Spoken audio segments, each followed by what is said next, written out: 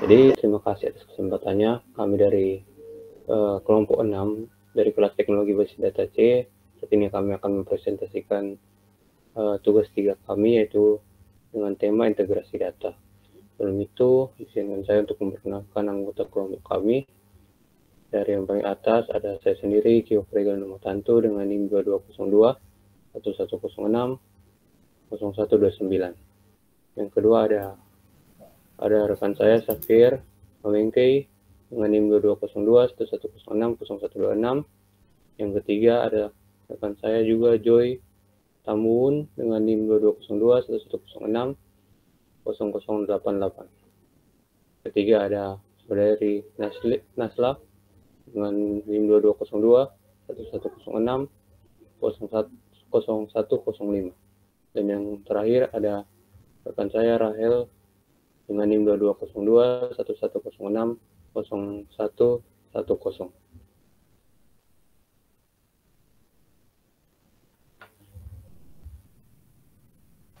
Baik, perkenalkan nama saya Nazla Nasya Putri Yakub dengan NIM 2202 1166 0105. Pada kesempatan kali ini saya akan menjelaskan tentang deskripsi dari studi kasus yang kami buat. Pada studi kasus kami menggunakan data dari sampel penjualan perusahaan otomotif di mana datanya berbentuk file CSV dengan nama sales data sampel CSV. Dataset ini berisi sampel penjualan perusahaan tersebut.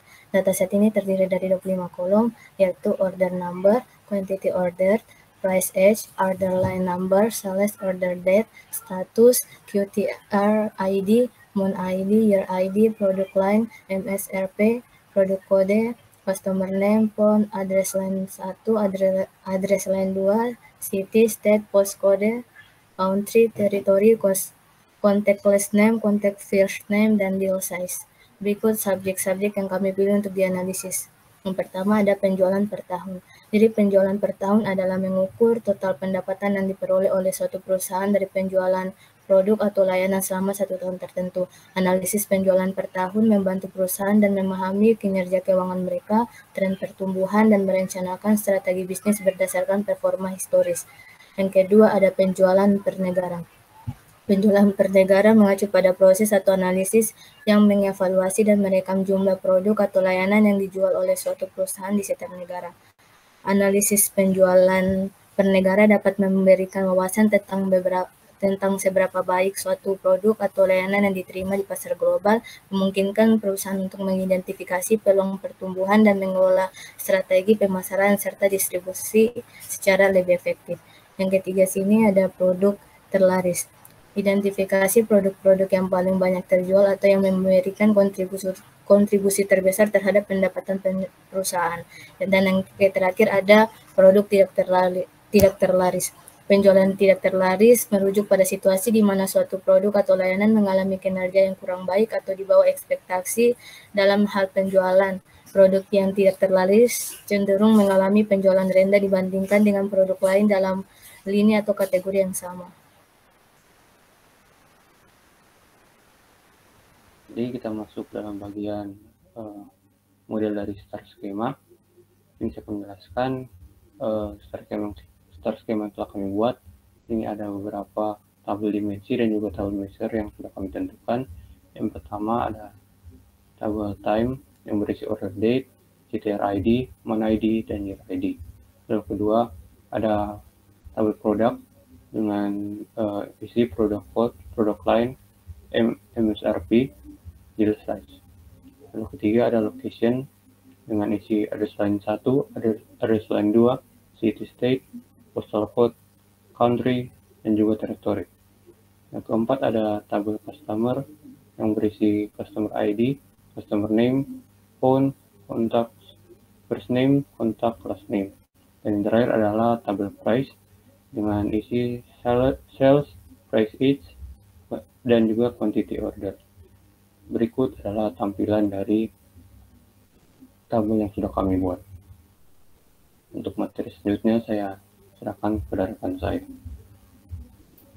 Berikutnya kita masuk pada implementasi desain DBMS MariaDB.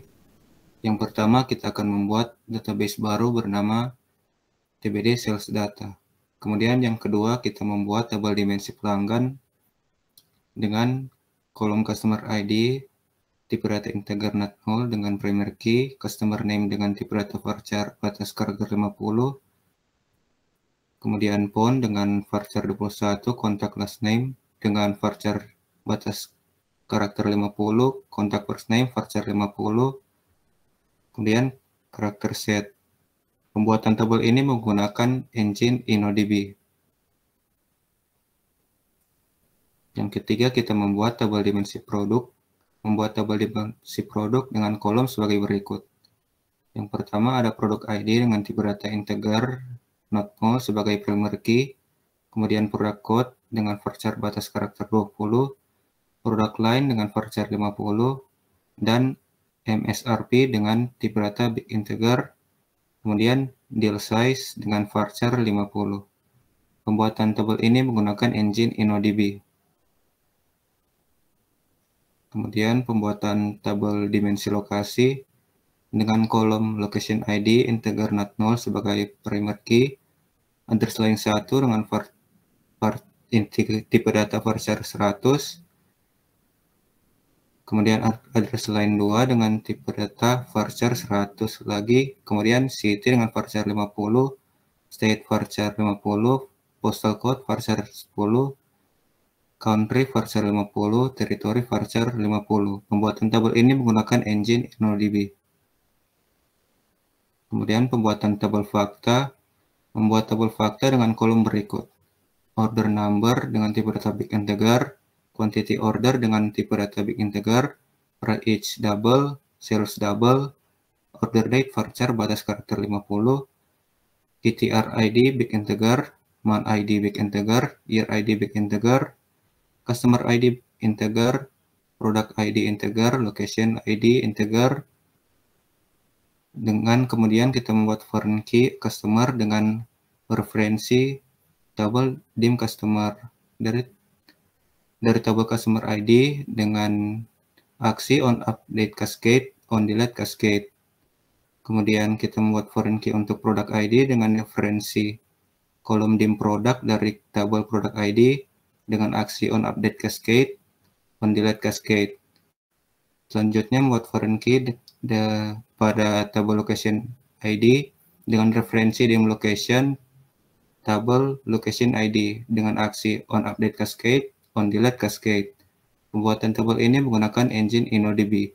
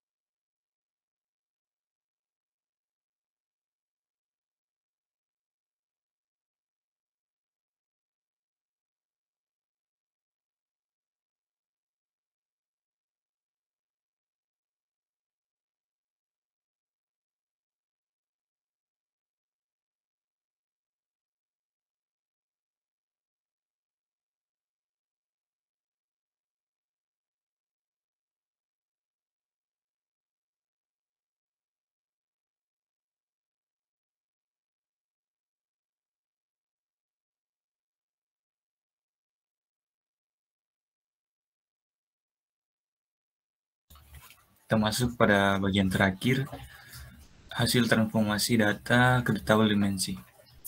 Kita lihat berikut adalah hasil-hasil transformasi. Yang pertama dari tabel dimensi customer, bisa dilihat data yang sudah ada. Kedua, hasil dari tabel dim location. Dan yang terakhir, hasil dari tabel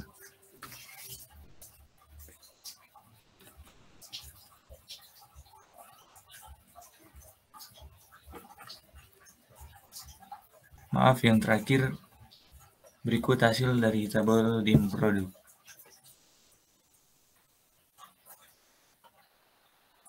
Demikian laporan presentasi dari laporan data integrasi kelompok kami, kelompok 6. Terima kasih. Makasih.